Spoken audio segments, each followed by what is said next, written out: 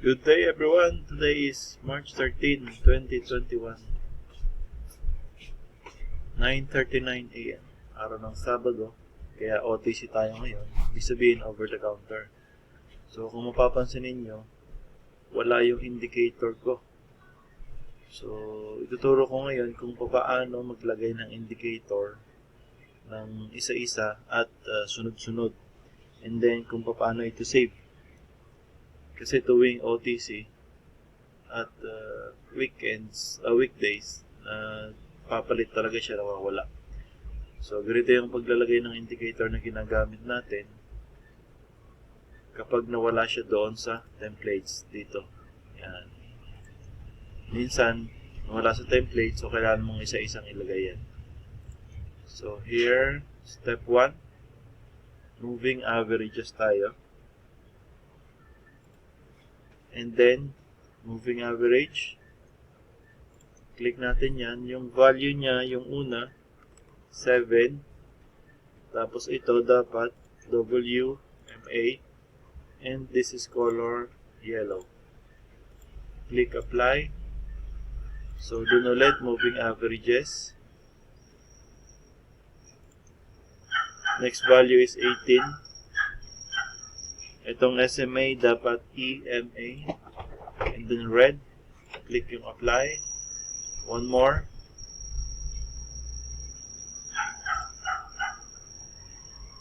Value ng third moving averages is 25. EMA din ito. And then click apply. Ayan. Meron na tayong tatlong moving averages. Next naman is yung awesome oscillator. Nandito sa popular. Click yung awesome oscillator. And then the value is 4 and 35. Yung slow ay 4. Fast period ay 35. Click apply. The last one is popular din. Relative Strength Index or RSI. So, yung value niyan ay ganyan na. Baseline 14, overbought 70, oversold 30. That's the indicator na ginagamit natin. Alright. So, palitan natin yung chart type ng Heiken Ashi. And there you go. So, ang gagawin natin ay i-save ito. So, templates, added. Ito yung mga added natin na nilagay ngayon. So, kailangan natin i-save yan. So, click lang natin yung save and then lagay tayo ng anong tawag doon? File name or name. So, lagay natin ay algo. Short for algorithm. Then, click save. Ayan. Okay? So, pag dumating yung time na wala dito sa template yung ginawa mo or yung nakasave sa'yo na indicator, pwede mo na siyang ibalik. Okay? That's it. And review tayo. Today is day 16 of our documentation ng 10% compounding interest effect. Start tayo ng $50 ng day 1. Meron tayong 4 days. Ito. Meron tayong 4 days ng loss, which is 1, 2, 3, and 4. Na-win back na natin yung $11 nung day 8.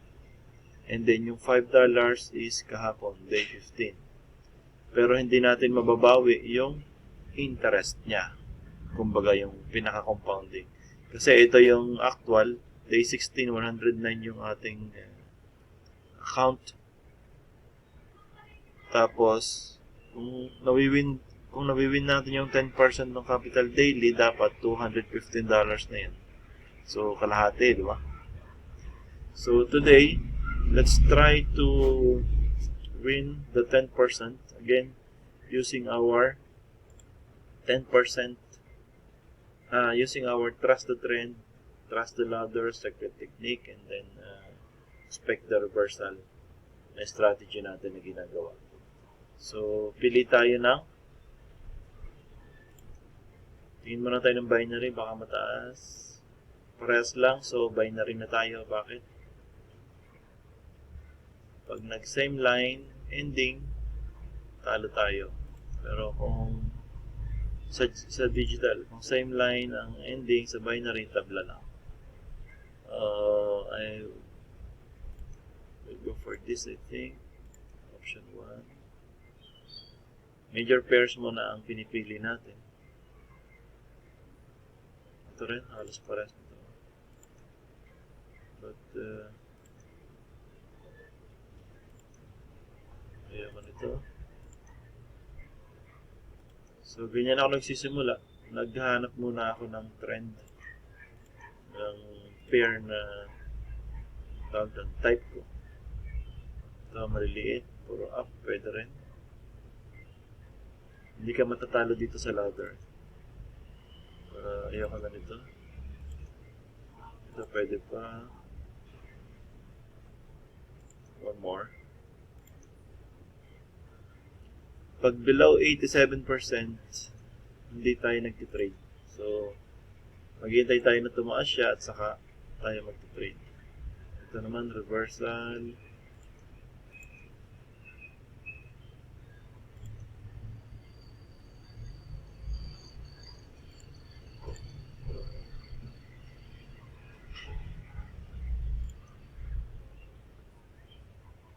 Alright, meron tayong dalawang natira na napili.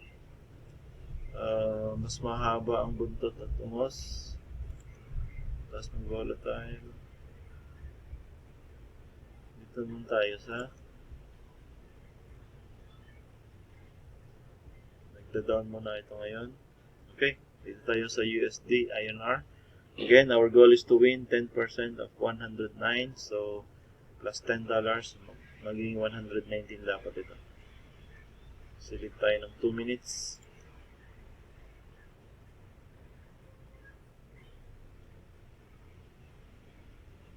Two minutes time frame. Nagre-reverse na siya. Pero, ito yung difference ng 2 minutes. Itong yellow line nag-cross na doon sa dalawang moving averages na red. Pero sa 15 minutes, magka-cross pa lang yan. Ayun o, magka-cross pa lang. So, magkaiba yan. Kaya minsan, nung una, nalilito ako dyan. Pero nag-pump, so pump din tayo ng up. $1 yung place natin. Order. Ayun, fake pump. Hindi tayo tumingin sa 2 minutes.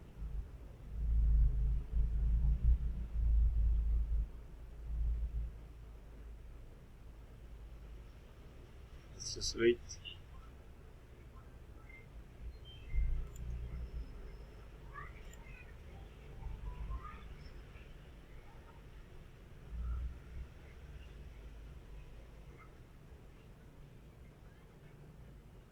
This is reversing. Start na ng reversal.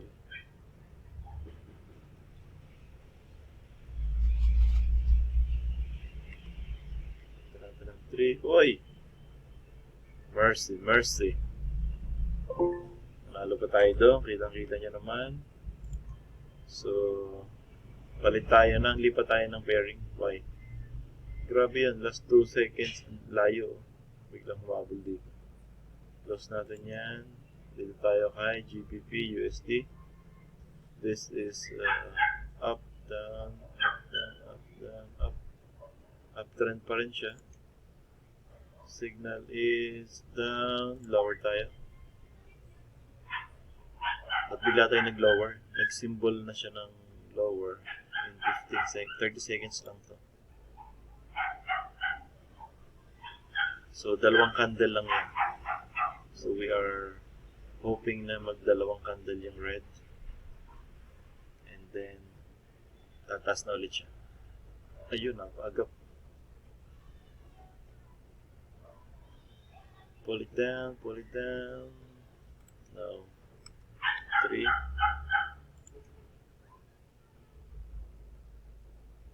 Oops, hintayin natin bumaba ng konti. Parang ganito. Yan. Medyo volatile yung market, kaya ganito yung the way ng pag-trade natin. Bumababa siya, saka tayo mag-hit ng higher. So for me, ito na yung pinakamababa niya nang aabutin, and then babalik na siya. Tingnan natin sa sige, dito na tayo maghintay. Katulad nung kanina, di ba? Biglang nanalo. Biglang natalo. Yung una, talo na, biglang nanalo. Yan, different approach ito. Kasi medyo volatile yung market.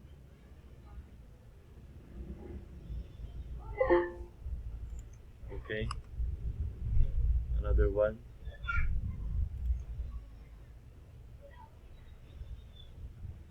Zigzag talaga siya.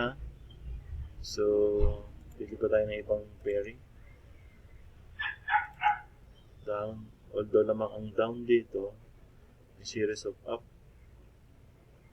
Pag nag-up ito, no, choose another one. I don't like this. This will do, but no. Ito na lang tayo. 3 candles up. Yung yellow nasa baba ng dalawang, nasa ilalim ng dalawang red. So, magda-down pa ito. But suddenly, pinakamaraming candle ay 1, 2, 3, 4, 5. Naging 3, naging 3, naging 3. So, magpapump na ulit ito. So, pag nag-signal ito ng up, sasabayan natin at $1. Ayan. Ito, pag nag-green, ay nag-blue at nag-green, ayan. Higher na tayo dyan.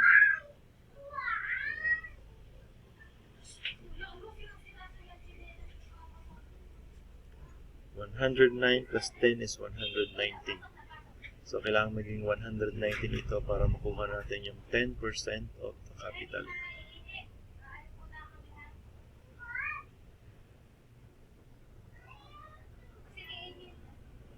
Alright, stay right there.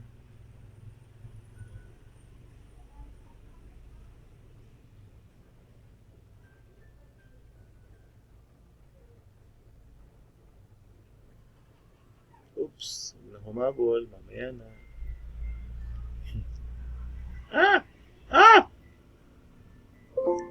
Ayun, yung medyo emotional tayo kasi nga sa trend.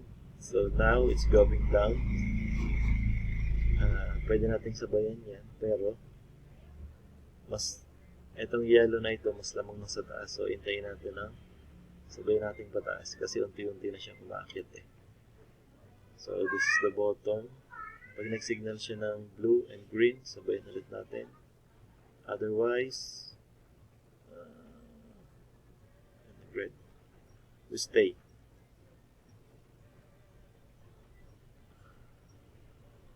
Okay. For the meantime, we gain 9, so $4. 5 trades.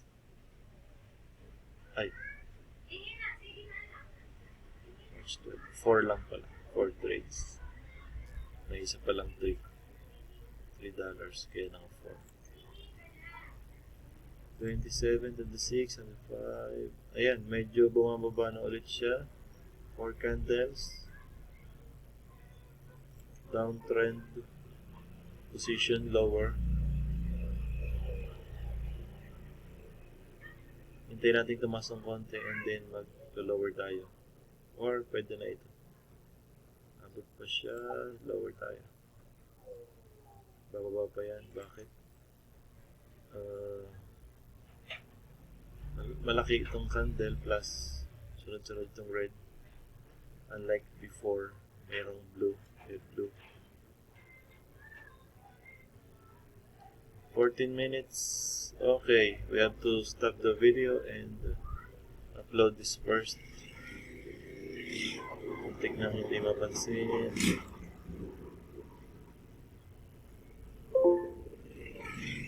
Alright, we have wins of $5. So $5 na lang. So I think mamaya ulit tayo mag-trade kasi meron tayong pupuntahan pala. Thank you. That's all for today. This is day 16 of our experiment and documentation of the 10% compounding interest effect. See you again later. Bye-bye.